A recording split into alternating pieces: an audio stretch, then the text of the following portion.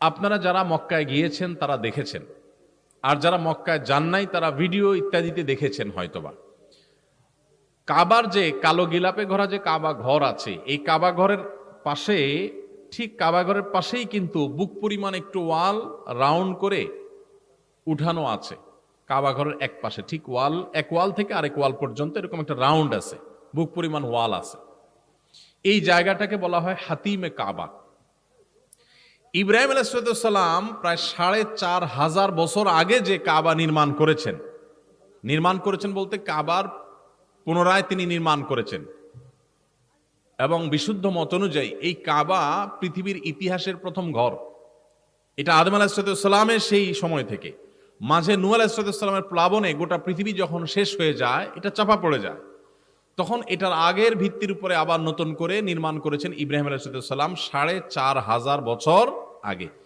সেই সময় যখন তিনি মসজিদ নির্মাণ করেছেন, সেই মসজিদের যে আয়তন ছিল, আজকে আমরা যে দেখি মসজিদে হারামের পাশে যে ওয়াল দেওয়া উঁচু, এটা ওই মসজিদের ভেতরের অংশ ছিল। এটা ওই মূল মসজিদের ভেতরের অংশ। আমরা যেরকম বারান্দা রাখি, বলতে পারেন এটা বারান্দার মতো। এখন প্রশ্ন হলো, এটাকে মূল মসজিদের ভিতরে ছিল, তাহলে এখন বাইর করছে কেন?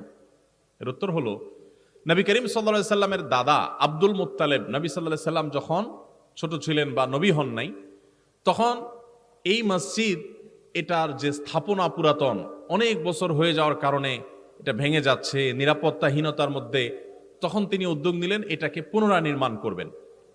তো পুনরায় নির্মাণ করার জন্য আগের যে ভিত্তি আছে এটার উপর নির্মাণ করার জন্য তারা ফান্ড রাইজ করা শুরু করলেন, মসজিদের জন্য টাকা কালেকশন করলেন। তখনকার মানুষ শিরকে লিপ্ত ছিল, তাদের তাওহীদ ছিল না, তারা মুসলমান ছিলেন না, কিন্তু তাদের একটা ধারণা ছিল খুব পরিষ্কার, সেটা হলো আল্লাহর ঘর নির্মাণ করতে গিয়ে কোনো ২ নম্বর টাকা পয়সা দিয়ে সেখানে নির্মাণ কাজ করা যাবে না। এই জন্য তারা ঘোষণা দিয়েছেন যে হালাল টাকা ছাড়া এই কাবা পুনরায় নির্মাণ করার যে তহবিল, সেই তহবিল আমরা কোনো টাকা গ্রহণ করব না। আর হালাল টাকা সমাজে সব সময় কম থাকে না বেশি থাকে? হালালের পরিমাণ সমাজে বেশি থাকে না কম থাকে? কম থাকে। এই হালাল টাকা নেওয়া হবে, হারাম নেওয়া হবে না, এই শর্ত দিয়েছেন। আর এলাকা, একটা এলাকা কে কি উপার্জন করে, কার উপার্জন কি, সবাই তো সবাইটা কম বেশি জানে। তো হালাল টাকা ছাড়া নিবেন না বলার কারণে ফান্ড কম উঠছে, এবং কম উঠার কারণে এই মসজিদ কাবা, যেটা আজকে আমরা দেখতেছি, এই কাবা শরীফ নির্মাণ করার সময় যেটুকু আমরা এখন দেখতেছি কালো গিলাফে মোড়ানো, এইটুকু তারা করতে পারছেন।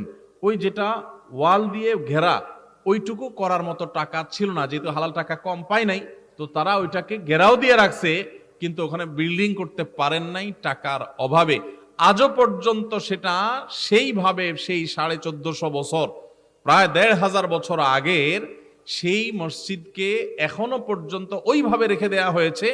আমাদের জন্য এখানে শিক্ষা যে দেখো, হালাল টাকা ছাড়া আল্লাহর ঘরে হারাম টাকা লাগানো হবে না। এই যে চেতনা ছিল তাদের, তারা মুশরিক হলেও তাদের এই চেতনাটা শুদ্ধ ছিল, সুন্দর ছিল, প্রশংসনীয় ছিল। তোমাদের শিক্ষা গ্রহণ করবার জন্য আজও পর্যন্ত ওইটাকে ওইভাবে রেখে দেওয়া হয়েছে।